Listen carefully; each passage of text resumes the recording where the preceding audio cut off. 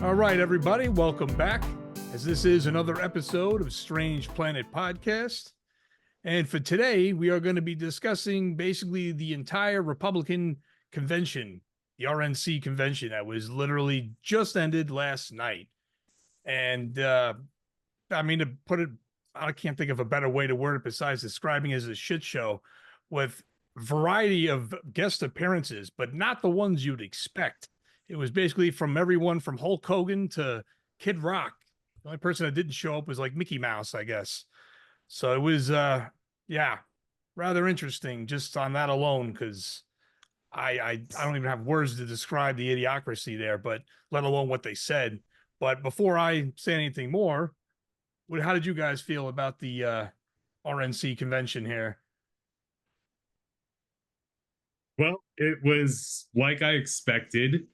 It was a lot of they call red meat, um, especially tonight, where basically guest after guest just like lambasted the left and liberals, and you they like to put out like sort of a message of unity and saying like, oh, like, after Trump's shooting, he's a changed man, and we're pushing a message of unity for the country.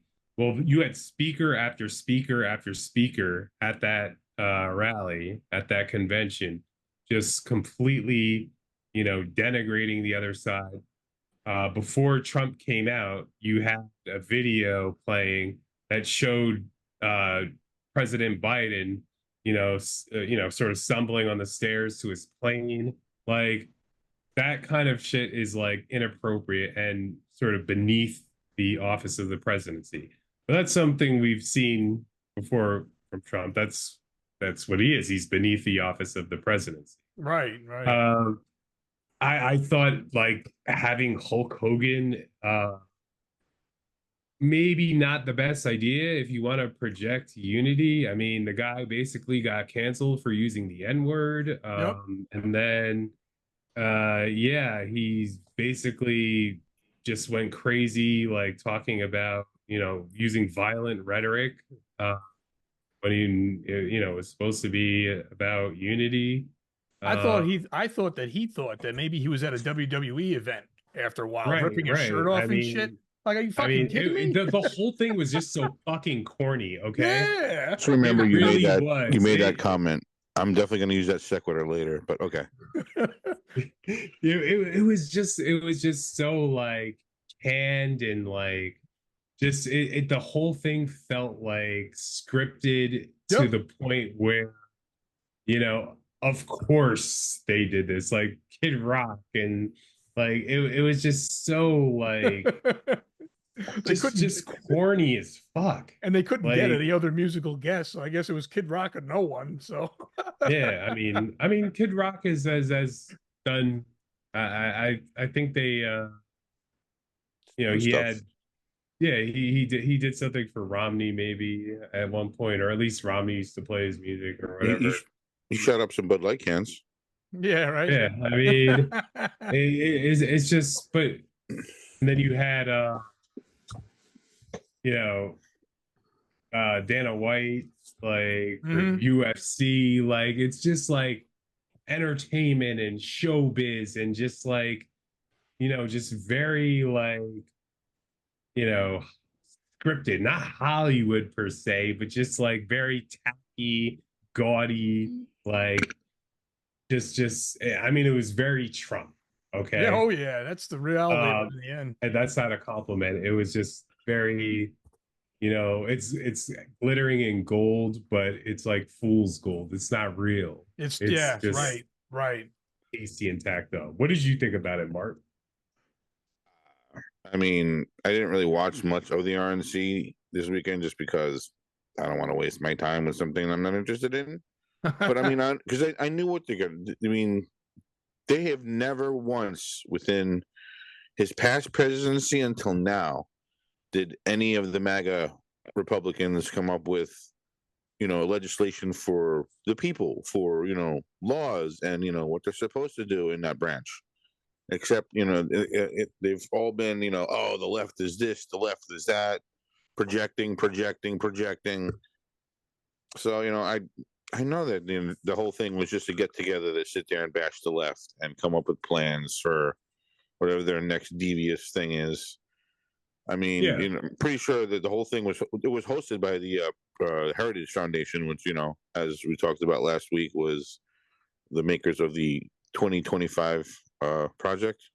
Mm-hmm. But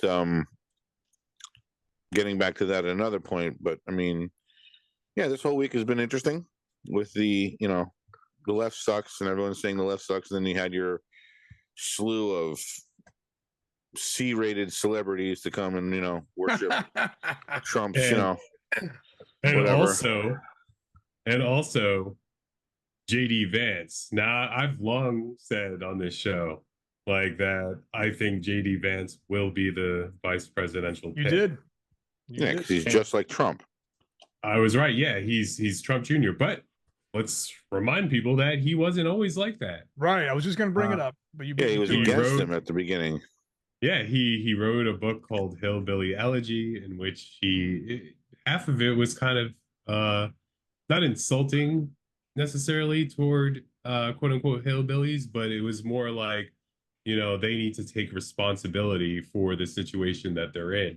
Right. Whereas, but when he ran for office, he totally changed his tune. He called Trump America's Hitler. Okay. Yeah. He said he was unfit How do you for presidency. pivot from calling someone America's Hitler to being his vice presidential candidate? He saw what was in the case. That's what it is. He saw what was in the case. No, everybody else in MAGA Republican land. No, look, whatever they're hiding in that Pulp Fiction fucking suitcase that shines, and everyone's like, "Oh, that's what changes all their minds." Whatever that secret is. I'll tell you something though. I actually read Hillbilly Elegy like years ago. My ex made me read that book because she had some kind of affinity for rural people, and so I was like, you know what? Fine, I'll read it for you. I never trusted the dude. I never trusted the dude. I knew he was full of shit, and lo and behold, all these years later. Ding, ding, ding, right? Yeah, he's full of shit. Like, how can you go from saying Trump is America's Hitler, again, I repeat this, there's something where we are Trump now, is, right? something that Trump is doing, or the people around Trump are doing, where it feels like they have this basket of candy, illegal candy, because they're doing illegal things, but it's just like the secret they're holding to, like, where everyone's like, oh, yes, I can get behind that because, it's going to make us super stupid rich or whatever the situation is. There's something that someone's not talking about behind. Though. Well, yeah, there's always been a con with him. I mean, that's how he does business. So, I mean, he's going to do anything different when he JD Vance was the same way. I mean, he basically got funded by Peter Thiel, and who's a billionaire, and like basically he worked in Silicon Valley, but he didn't really do anything. And it's just like he had like a couple of failures, and like he didn't really do anything. And then all of a sudden he wants to get into politics, and lo and behold, what's the new trend in politics? Like, he wrote this book. And, so he became super popular in terms of, sort of the cultural elites, like East Coast elites, if you want to, like, give a Republican tone to that.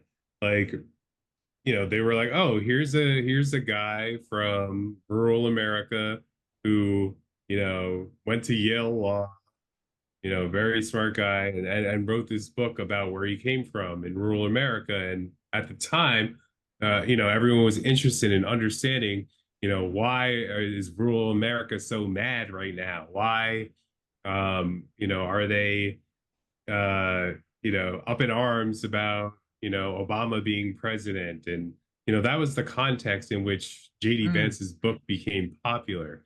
And it was sort of a tough love book about his upbringing and the people that lived there. And, he said basically, yeah, it was kind of your fault. And, but now, he is totally transformed. He's this radical, you know, he's more anti-abortion than Trump. I mean, Trump doesn't care That's the reality. about abortion. He Right. just cares that people think he's, he did appoint the justices that got rid of Roe v. Wade. So he feels he did But, something. Yeah, so he wants to take credit for that, but then he also doesn't want to talk about it. Right. Notice Right. at the RNC, they had Billy Graham's son, Franklin Graham, the pastor, speak. And he didn't mention anything about abortion At all. Now, that was the one thing that Christian conservatives have been harping on all these years. It's like, stop abortion, stop abortion, stop abortion. And you notice dead silent on that. Crickets. Why? Why? Trump doesn't want to run on that. He knows it's unpopular with women.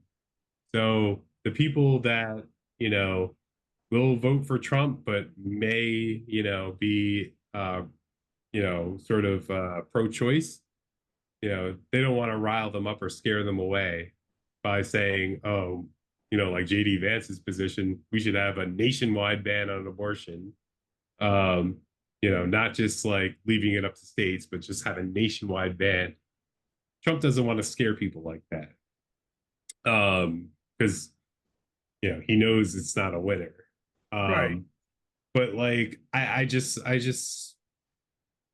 let's talk a little bit though about the first part of Trump's speech, right? So he started off like pretty like tame. It seemed almost like a new Trump. Like he almost wanted to believe that this, sniper bullet that grazed his ear, changed him in some way. And maybe it did, but it did not. It did not.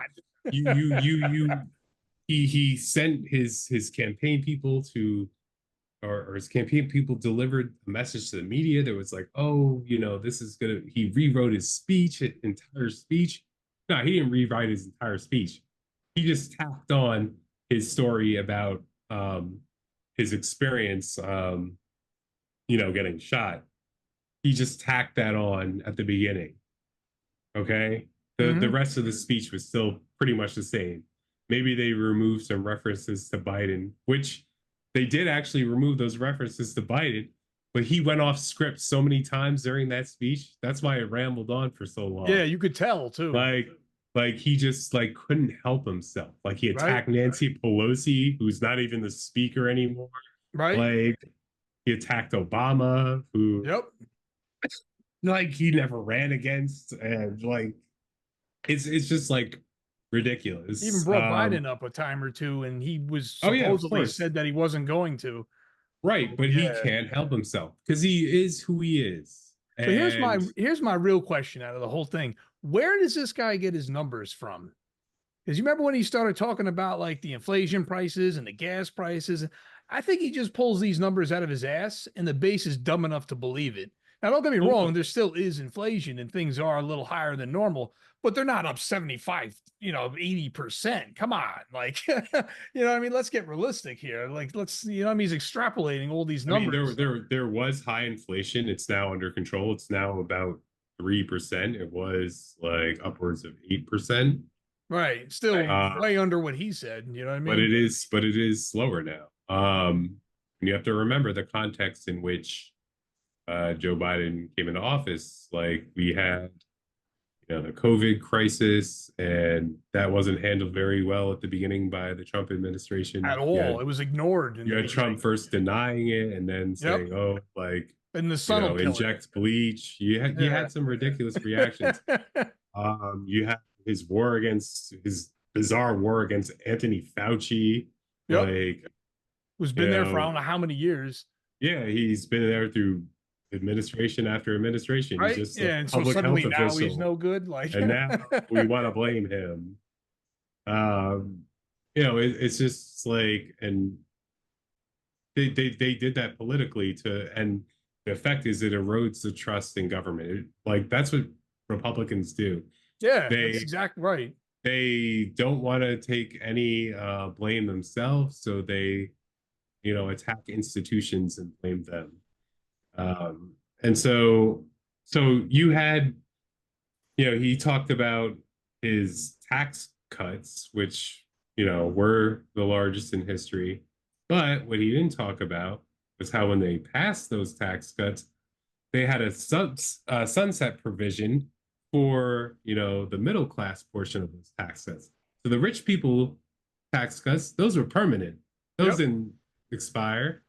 But this is what Republicans do. They pass a sunset provision, which says after, a few years, when, after the next election, those tax cuts go away. And so the middle class has their taxes raised. If it's a Democrat in office, the Republicans just won't pass any tax cuts anymore. Nope. Right. We're not going to pass any tax cuts for the Democrats. We're not going to renew the tax cut. Now, if it's a Republican in office, they'll say, oh, well, I'll just renew the tax cut. See, that's what they do. They play this game where, and of course, like, it's tough because, all people see is their taxes going up. Basically. And, you can't really, it takes a while to explain that's what happened. Like people,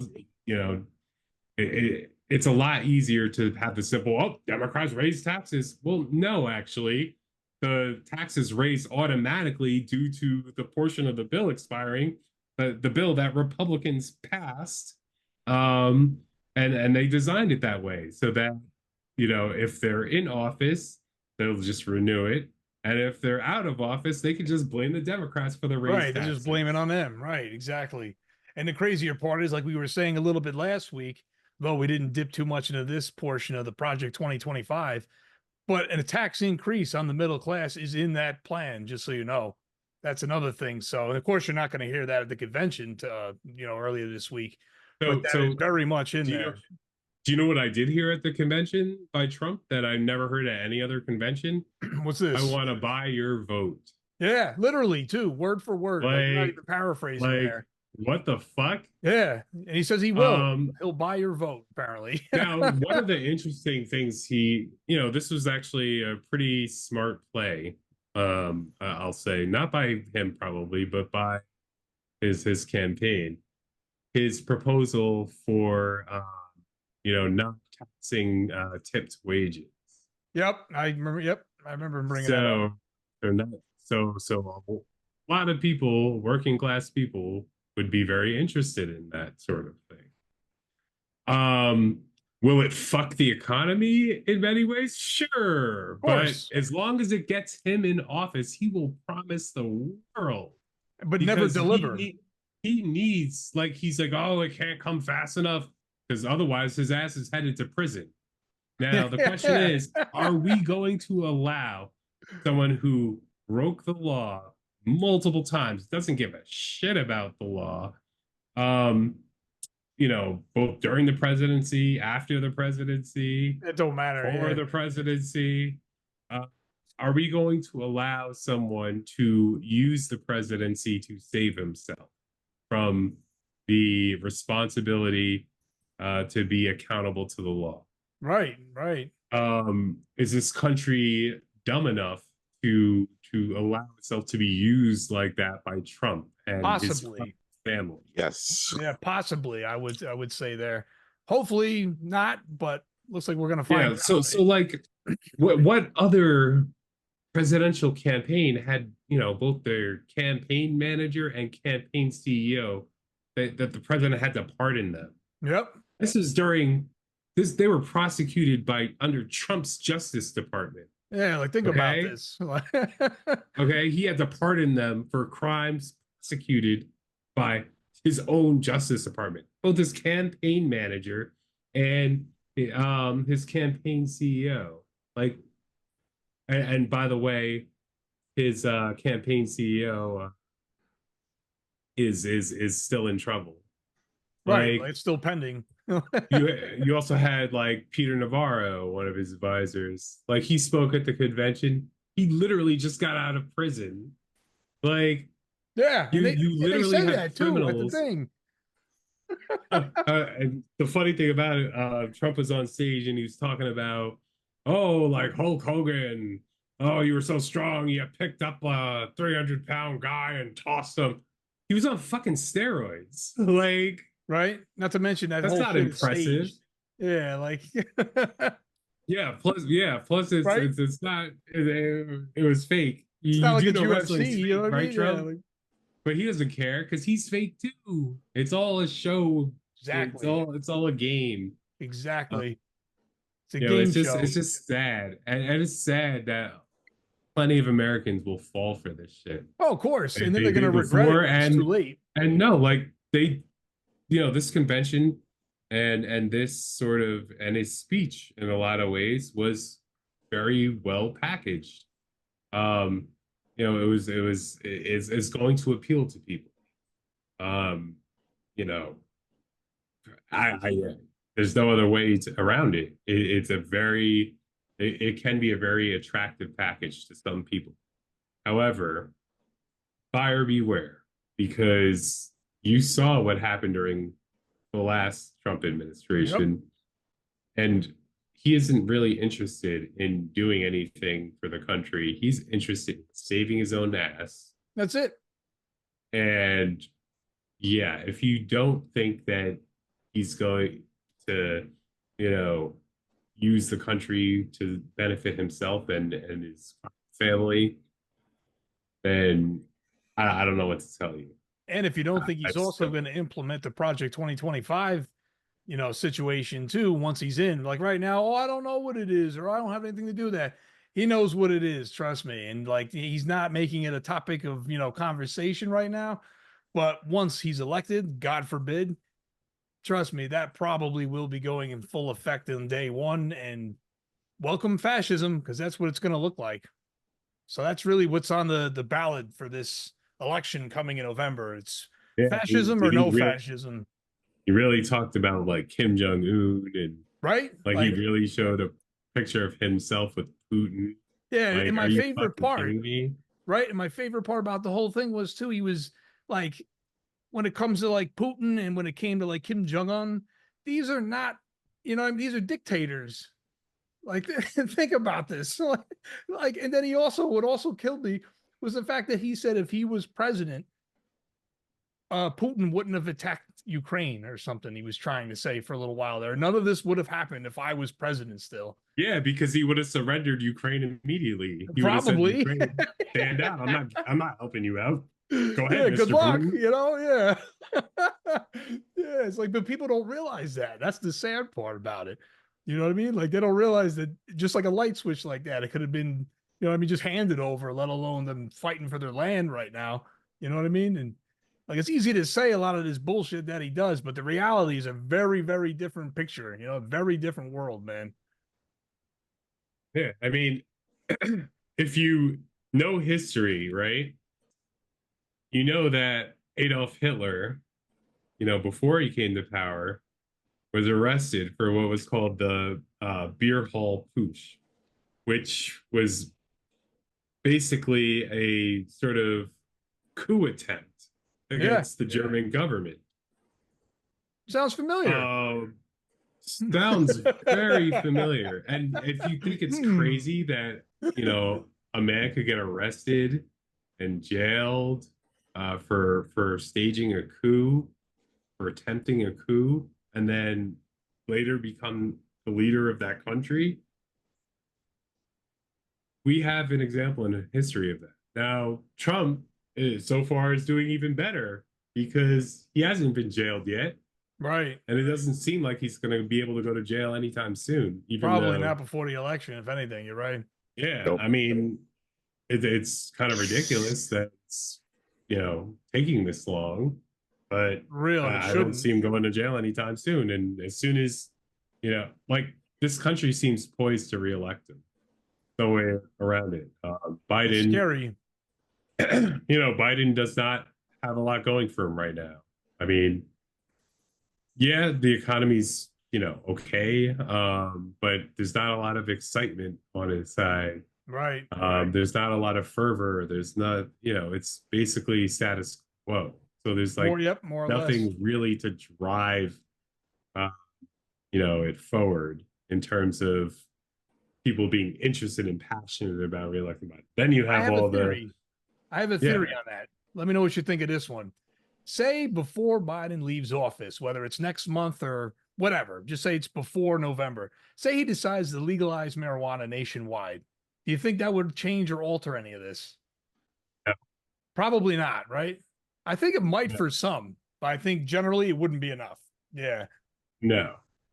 I think if he announced he's not going to tax tips, I think that would be move the needle. Like Trump is lit. That's a very smart move by the Trump campaign. I don't think it's a good policy. At all, Like really. like if you're gonna have tips, I don't necessarily agree with the whole tipping thing. I think it's you should just pay workers a fair Livable wage, wage. Yeah, that makes right? more sense realistically. I Um, agree. But that's not the way restaurant businesses work. You know what I mean? yeah, and that's because the restaurant industry lobbied for an exception to the minimum wage laws. Right. And that's why they were And so, allowed for a while to even pay under the minimum wage because you got to what do you claim mean your for a tips. while? They still can. Well, actually, They still yeah, you're do. right. That's true. It's still under. You're right. It technically is still under. Yeah. For those tip wages, they have an exemption just for them. Yeah. And so, And that really yeah, helps the like owners out big time, if you know what I mean, yeah, too. they lobbied for it and got that exception. Right, Um, right. so yeah, I mean, if we're going to have, if you go to European countries, a lot of them they don't have tips, like They don't. That's true. you know. Yeah, you're right. So it's just like this sort of American thing where we have this like tipping culture, and it doesn't have to be like that. But if we're going to have tips, like they should be it's taxable income. It's income that you make.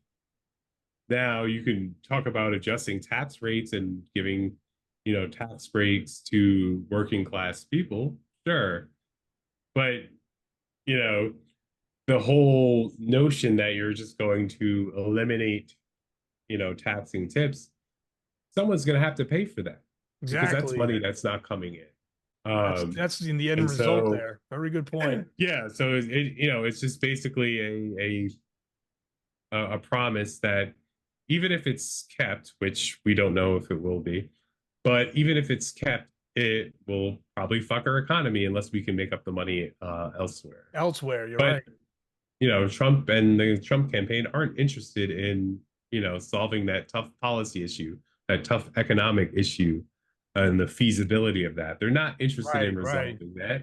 All they're interested in is using the promise, the Exactly. It's a huge tool. promise Yep. to buy votes from Yeah, people. he ain't gonna do shit, even if it comes down to it. But it's a talking point right now. I mean, he You know might what as well just say, you know what? If you elect me president, I'm gonna give everyone $1,000 or $5,000. I You mean? know what? I'm I just think gonna Andrew I'm just Yang gonna tried pass a that. law to give him $5,000. I mean, he might as well just say that. Yeah, I mean, Andrew Yang tried that, but unfortunately, he didn't get elected that year. Remember? Yeah. But if a major party nominee said that, yeah, Right? you'd see a lot of people flocking to that nominee. That's a good And so, point. like I said, it probably wasn't Trump's idea, but the Trump campaign was pretty smart to adapt that because they know Trump doesn't really care about keeping his word or anything like that. The end goal is to get him in office. That's all he cares about. Yeah, that's He all. And needs then to once that's it, he needs to get elected in November, and once that happens, all bets are off. yeah, that's his get out of jail free card right now. You realize that? Yeah. That's where we're at this point. That's basically, yeah, because if he doesn't get elected, there's still 3 other criminal cases we're gonna witness. And I guarantee By you the it's all downhill after that for this there, guy. by the way, the Eileen Cannon toss out, that's probably gonna get reversed. Oh, absolutely. Like, She's gonna get a nice spanking. you know, I don't know if he can get, you know, Jack Smith can get her removed from the case, but yeah, that there's no way, There's, like there's no other court in the country has agreed with her. She just used a concurring opinion by Clarence Thomas. Now, concurring Oh opinions boy. don't have binding precedent. They're not like, you know, that's why they weren't part of the majority opinion of the Supreme Court. You know, it's just something that Thomas wrote and just was like, hey, I have this idea about the law. No one agreed with it, but Right. I mean, here it is. here it is. And, you know, so, you know, they just tried to, Unbelievable. you know, Eileen Cannon was like, hey, you know what? I'll just try it out and see if it works. But Right. yeah, that shit's getting reversed. Right. Mark, you were about to say something a second ago? yeah, I mean, Jack Smith has so much in the bucket of appeals to get her removed that it's ridiculous. He should have tried this earlier, but now he's definitely got, you know, the kingpin fish to pull her out, because she stepped way out of bounds with this. This is in flagrant, you know, favoritism to the other side. So Yeah, she's been overly aggressive with the prosecutors for no reason. She's been delay after delay. Even when they both sides said that they were ready to go, she has not yet set a date. Both sides have been ready, and she's like, Do you guys get why or the grounds that Eileen Cannon threw the case out on? Enlighten us, especially for the listeners. So she said that she threw out the case because Jack Smith, the special counsel, was appointed, and the Constitution doesn't allow the appointment of a special counsel.